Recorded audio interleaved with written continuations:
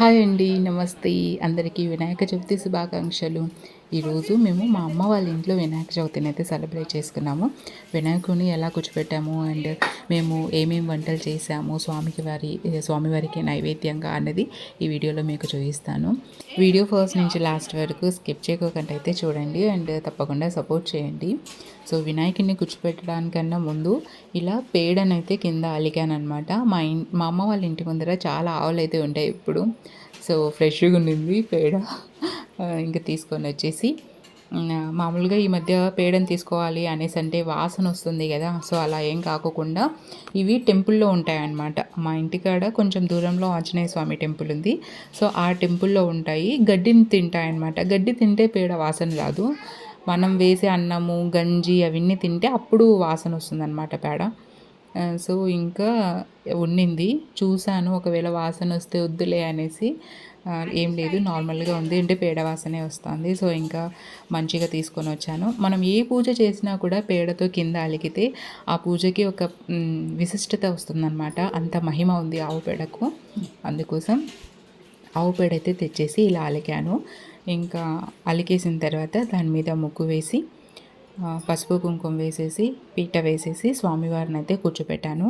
మామూలుగా స్వామివారి మీద గరిక అవన్నీ వేస్తారు కదా. బట్ మా అమ్మ చిన్నప్పటి నుంచి చేసేది ఏమి అంటే గరిక అవన్నీ ఉంటాయి కదా, పత్రాలు అవన్నీ కింద వేసి వాటి మీద స్వామివారిని కూర్చోబెట్టేది. సో నాకు కూడా అది అలవాటైపోయింది. అయితే నేను నా చిన్నప్పుడు వినాయక చవితి స్టార్ట్ చేసినప్పుడు ₹1 వినాయకుడిని అయితే తెచ్చాము. ఇప్పుడు వేళ్ళు పెట్టిన వినాయకుడు మంచిగా అయితే దొరకట్లేదు. సో అలా స్టార్ట్ అయిన నా వినాయకుడి ప్రతిష్ట అంటే ఇంట్లో వినాయకుడిని కూర్చోబెట్టి పండగ చేసుకోవడం అప్పుడు స్టార్ట్ అయిన ఇది ఇప్పటికీ జరుగుతూనే ఉంది. ఇంకా గరిక అవన్నీ పత్రాలన్నీ వేసిన తర్వాత వాటి మీద పసుపు కుంకుమ అయితే వేశాను. మీకు పసుపు కుంకుమ గురించి చెప్తాను. అంటే అందరికీ తెలిసి ఉంటుంది, బట్ నాకు తెలిసింది మాత్రం షేర్ చేసుకుంటున్నాను. పసుపు కుంకుమకి ఎటువంటి అపవిత్రం అయితే ఉండదంట. అవి చాలా పవిత్రమైనటివి. సో ఇది బాగాలేదు, ఇది మంచిది కాదు, దీనికి ముట్టుంది అంటుంది అట్లా అంటారు కదా కొన్ని వాటికి. సో అట్లా పసుపు కుంకుమకి ఎప్పుడూ అంటు ముట్టు ఉండదంట, దోషం ఏమీ ఉండదంట. అందుకోసం పసుపు కుంకుమ వేసేసి అంటే ఆ పత్రాల మీదే, ఒకవేళ తప్పైతే నాకు తెలీదు, బట్ నాకు అలవాటు ఇది ఇలా చేయడము. అలా వేసి స్వామివారిని అయితే వాటి మీద కూర్చోబెట్టేసాము. ఇంకా గణపతిని కూర్చోబెట్టేసిన తర్వాత మా ఇంట్లో ఉన్న పిల్లలు అయితే స్వామివారిని హ్యాపీగా వెల్కమ్ చేశారు. అంటే గణపతి బప్ప మోరి అన్న నినాదంతో, ఆ నామస్మరణతో స్వామివారికి అయితే వెల్కమ్ చెప్పి, నిన్న వినాయకుడిని తెచ్చేటప్పుడు ఫేస్కి అయితే పేపర్ని అడ్డం పెట్టిస్తారు కదా, ఫేస్ రివాల్ చేయకుండా. సో అలా ఈరోజు ఆ మంటపం మీద అంటే ఆ పీట మీద కూర్చోపెట్టిన తర్వాత స్వామివారి పేరు తీసుకుంటూ ఫేస్ అయితే రివీల్ చేశారు. బప్పా మోరియా రే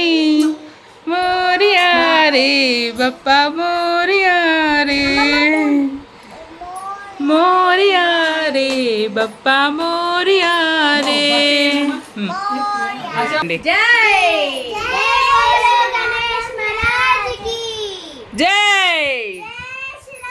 జై శ్రీరామ్.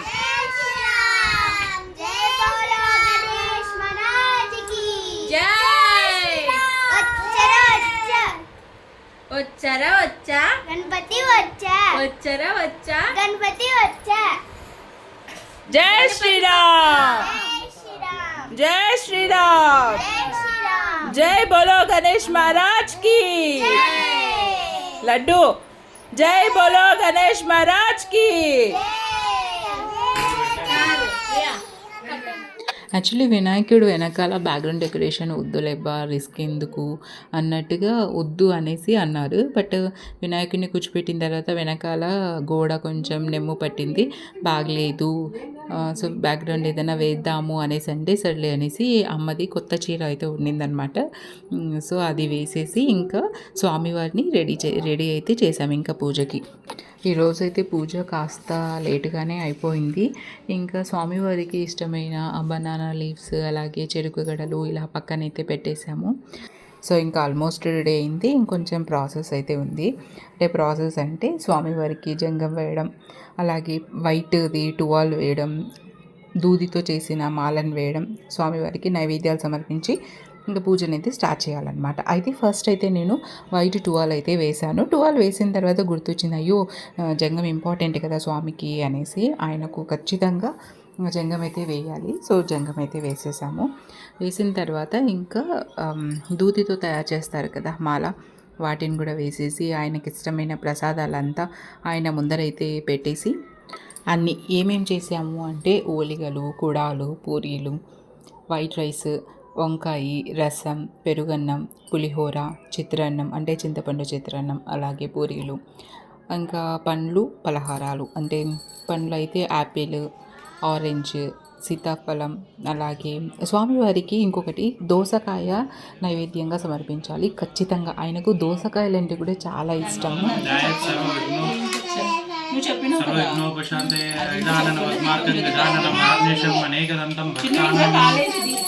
నిర్విఘ్నం కురు మీ దేవో సర్వ కార్యేషు సర్వదా అవధానన పద్మనాభం గదానమనిషం అనేకదంతం భక్తానం ఏకదంతం ఉపాస్మహే శుక్లాం వరదరం విష్ణుం శశివర్ణం చతుర్భుజం ప్రసన్నవదనం ధ్యాయ సర్వవిఘ్నోపశాంతయే యోగ్యం చ మంగళం శుభప్రదం గృహాణం త్వం లంబోదరం హరాత్మజా వస్త్రయుగ్మం సమర్పయాజితం బ్రహ్మసూత్రం చ కాంచనంతో ఉత్తరేయకం గృహాణ సర్వదేవాజ్ఞ భక్తానామిష్ట అభీష్టదాయక ఉపవీతం సమర్పయామి. గంధం, పసుపు, గంధం అంటే గంధము లేదంటే పసుపు.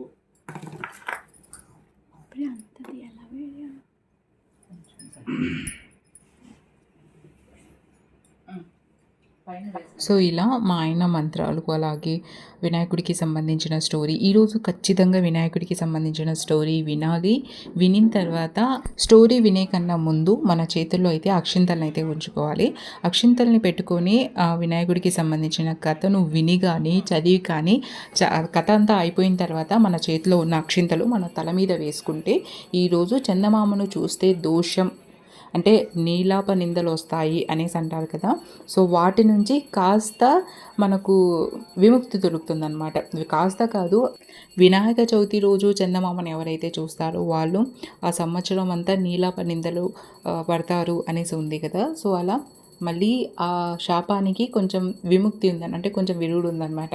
సో అలా ఏమి అంటే వినాయకుడికి సంబంధించిన కథను చదివి కానీ విని కానీ అక్షింతలు చేతిలో పట్టుకొని విని తర్వాత అక్షింతలు తల మీద వేసుకొని స్వామివారి ముందు గుంజిళ్ళు తీసి ఆయనకు మనస్ఫూర్తిగా క్షమాపణ చెప్పుకొని ఆయనకు వేడుకోవడం ద్వారా చందమామను చూస్తున్న దోషం ఏదైతే ఉందో అది తొలగిపోతుందన్నమాట.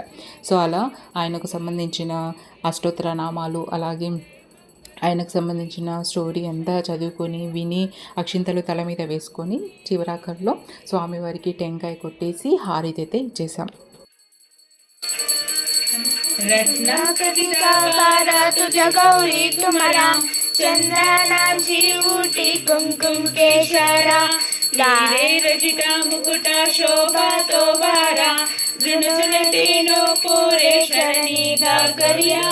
जय देव जय देव जय देव जय देव जय जय देव जय देव जय मंगलमूर्ति दर्शन मात्रे मान कामाना पूर्ति जय देव जय देव श्रीनैना दांचा मांचा वट्पाहि सदना संकटि पावाने निर्वाणे रक्षावे सुरवर वंदना जय देव जय देव जय देव जय देव जय मंगलमूर्ति दर्शन मात्रे मान कामाना पूर्ति जय देव जय देव. సో పూజ అంతా అయిపోయిన తర్వాత హారతి ఇచ్చిన తర్వాత అందరు ఇలా హాల్లో కూర్చొని తినేసాము. అయితే ప్రతి పండగకి పూజ అంతా అయిపోయిన తర్వాత ఇలా కూర్చొని తినేస్తామన్నమాట. సో మేము చేసిన వంటలన్నీ ముందర పెట్టుకొని అందరూ ఒక చోట కూర్చొని, ఆల్రెడీ పూజ అయింది, లేట్ అయిపోయింది. సో అందరూ చాలా ఆకలి మీద ఉన్నారనమాట. సో అన్నీ ఇలా పెట్టుకొని తినేసాము. ఇక్కడ మా చెల్లెలు అయితే కొంచెం ఎమోషనల్ అయిపోయింది, ఏడ్చేసింది. ఏమి ఏడుస్తున్నావు అంటే ఎందుకో తెలీదు, నాకు ఏడుపు వస్తుంది అంటే కొంచెం సంతోషంతో ఏడుపు వచ్చేస్తూ ఉందని పాపం ఏడ్చేసింది. ఎందుకు అని అడిగితే అదొక రీజన్ అయితే చెప్పింది. వాళ్ళ ఆయన కొంచెం బిజీగా ఉండి రాలేకపోయారు. మేబీ అది కూడా ఒక రీజన్ అయి ఉండొచ్చు. సో ఇదే అండి స్వామివారికి ప్రసాదాలు చేసేదైతే వీడియో తీయలేకపోయినాను. నిజం చెప్తున్నాను. అందరూ ఎలా వీడియోలు తీస్తారో ఏమో నాకు తెలీదు కానీ నాకు అస్సలు అవ్వదు. నాకు ఏదైనా పని ఉంది అంటే నా కాన్సంట్రేషన్ అంతా ఆ పని మీదే ఉంటుంది. నేను అంత కాన్సంట్రేషన్ చేసినా కూడా ఎప్పుడు ప్రతి ఫెస్టివల్‌కి నేను ఒక టైం అనుకుంటే ఆ టైంలో అస్సలు జరగదు. ఇంకా ఒక 2, 3 గంటలు లేటే అవుతుంది కానీ త్వరగా అయితే అవ్వదు. ఇక్కడ ఇంకా అంటే మా ఇంట్లో నా హస్బెండ్ వాళ్ళ ఇంట్లో అయితే నా హస్బెండ్ నాకు హెల్ప్ చేస్తారు. అయినా కూడా లేట్ అవుతుంది. ఇక్కడ అమ్మ వాళ్ళ ఇంట్లో అందరూ హెల్ప్ చేసినా కూడా మా అమ్మ ఒక సామెత చెప్తుంది. అంటే దారి పొడవు గజ్జల శబ్దమే కానీ పని అయితే జరగట్లేదు అనేసి ఈ సామెత అయితే కంటిన్యూగా చెప్తా ఉంటుందన్నమాట. సో అందరు మనుషులున్న ఒక్కొక్క పని అంటే చెయ్యి వేసినా కూడా త్వరగా అయిపోవాలి. బట్ అయితే అస్సలు అవ్వదు అలా త్వరగా. ఎప్పుడు లేటే అవుతుంది. ఈరోజు కూడా అలాగే లేట్ అయింది. లేట్ అయినా పర్లేదు, పూజ అయితే ప్రశాంతంగా అంటే గావుగా కాకోకుండా ఫాస్ట్గా ఆతృతగా కాకోకుండా నిదానంగా హ్యాపీగా అయితే సెలబ్రేట్ అయితే చేసుకున్నాం. సో ఇది అండి మా ఇంట్లో అంటే మా అమ్మ వాళ్ళ ఇంట్లో మేము సెలబ్రేట్ చేసుకున్న వినాయక చవితి.